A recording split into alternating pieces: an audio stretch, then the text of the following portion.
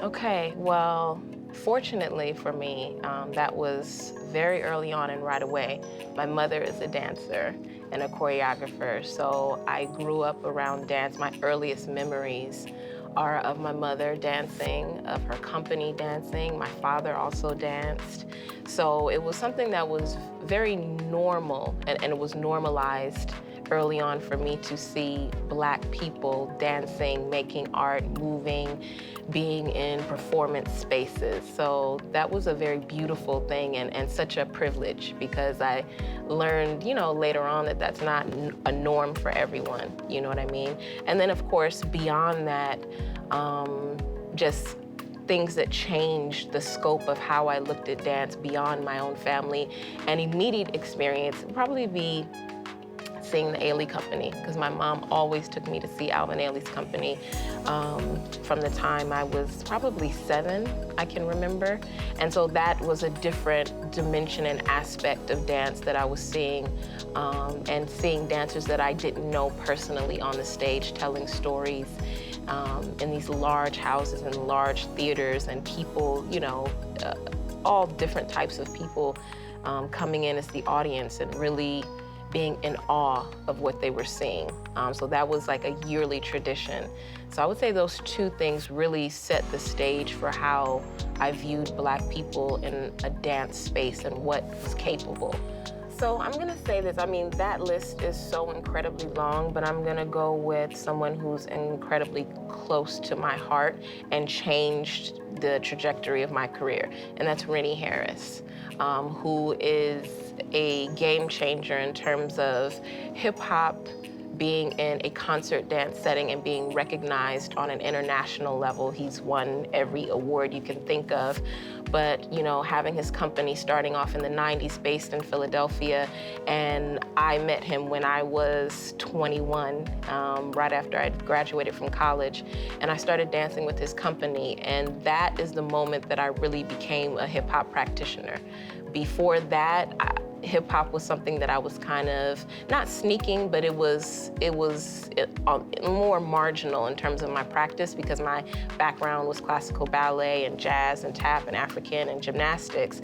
But then socially, I was always into hip hop culture, because there's so many people around the world who are studying hip hop dance who may not be as familiar with some of the pioneers that really opened the door for us to present that on a stage, and more on a global stage as well.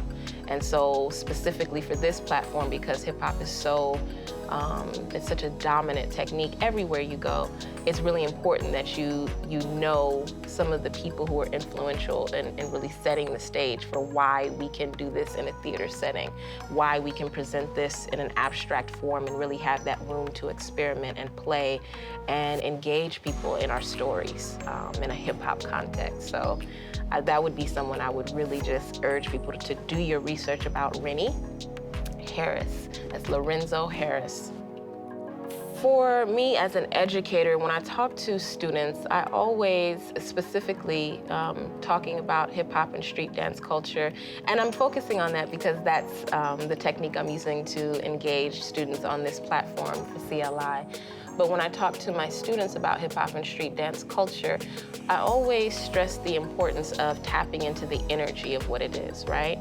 Because that's what the world is chasing. They're attracted to the energy of hip hop and street dance culture, but they think that they're attracted to the signifiers. So if they speak a certain way, they dress a certain way, they do a certain move, that's hip hop.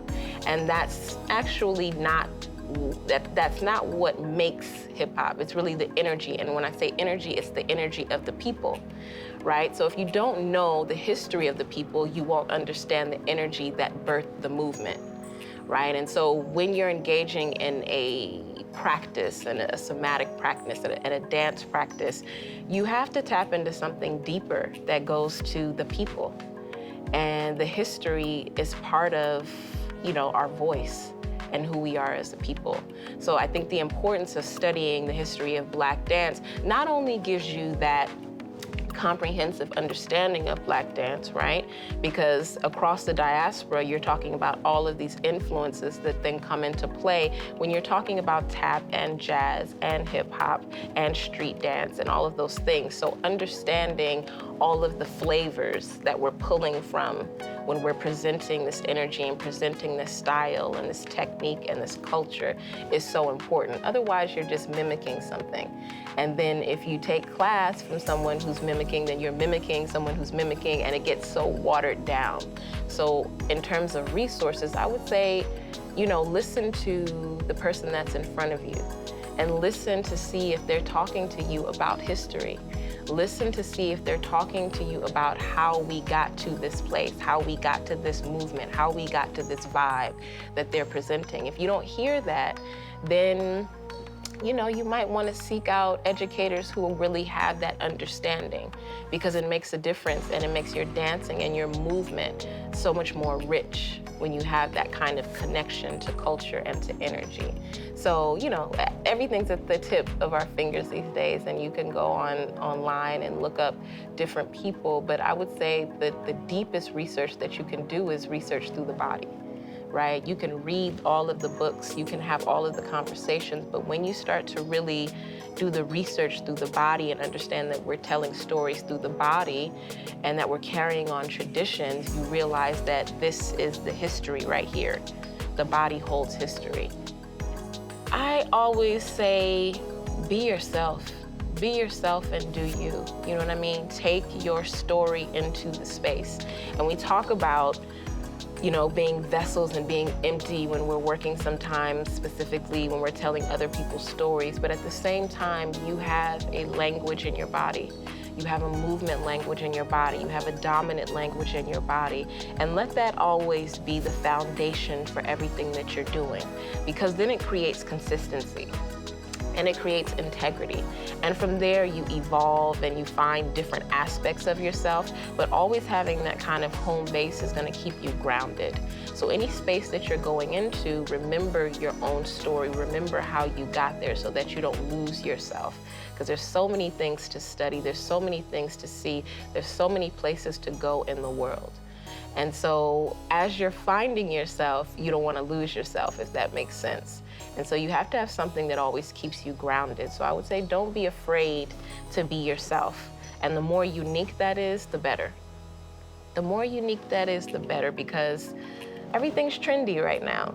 So when you follow something else, that'll change, and then what are you left with? You know what I mean? So you have to know yourself and keep discovering yourself inside of whatever you're doing, whether that's dance, whatever kind of art you're engaging in, that's life. So that's what I would say. The takeaway is just be yourself. I've continued to be myself throughout everything that I've done, and sometimes that's easy, and sometimes that's not so easy. But when you stand in your power, and you stand in your own truth, you're not afraid to walk away from something when you know it doesn't align with you. And you're not afraid to go for things when you know that you see something that you want to align yourself with.